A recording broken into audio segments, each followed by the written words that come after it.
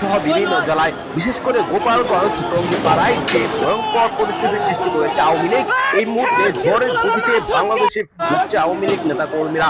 শেখ হাসিনার প্রত্যাবর্তন নিশ্চিত। ইতিমধ্যে এই শেখ হাসিনার প্রত্যাবর্তন নিয়ে যে বিস্ফোরক মন্তব্য করেছেন গোলাম মাওলা রনি, তাহলে অতি শীঘ্রই শেখ হাসিনা বাংলাদেশে আসছে এই ভিডিওটি দেখতে পারবেন। চাঞ্চল্যকর সেই ভিডিও ফুটেজটি না টেনে একদম ভিডিওটি শেষ পর্যন্ত দেখলে জানতে পারবেন আসলে কখন শেখ হাসিনা বাংলাদেশে আসছে, এমনকি কি পরিস্থিতির সৃষ্টি হবে বাংলাদেশে সেই সময়। না টেনে পুরো ভিডিওটি দেখবেন, একটি লাইক করে আমার সাথেই থাকবেন। আওয়ামী লীগ সভানেত্রী শেখ হাসিনাকে দেশে ফেরাতে তার নিজ নির্বাচনী এলাকা গোপালগঞ্জের কোটালীপাড়ায় মিছিল করেছেন বিপুল নেতাকর্মী। সকালের দিকে পৌরসভা ও 11টি ইউনিয়ন থেকে নেতাকর্মীরা লাঠি সোঁটা হাতে কোটালীপাড়া উপজেলা সদরে এসে সমবেত হন। উপজেলা সদরের সব সড়ক লোকারণ্য হয়ে পড়ে।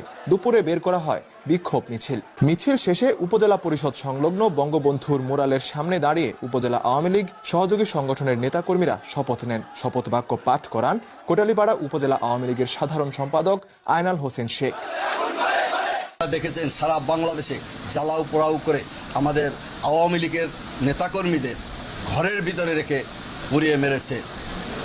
সারা দেশ আজকে কোনো আইন শৃঙ্খলা নাই। আজ পর্যন্ত কালকে রাত্রেও আমাদের এই এলাকায় ডাকাত এসেছে।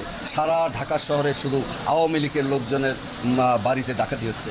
আমরা সেই তারই প্রতিবাদে জ্বালাও পোড়াও সহ আমাদের প্রাণপ্রিয় নেত্রী জননেত্রী শেখ হাসিনাকে এই বাংলার মাটিতে ফিরিয়ে আনার জন্য ঐক্যবদ্ধভাবে আমরা সংগ্রাম শুরু করেছি। আমাদেরও এক দফা শেখ হাসিনাকে ফিরিয়ে আনবো, যতক্ষণ পর্যন্ত ফিরিয়ে আনতে পারবো আমাদের আন্দোলন চলবে।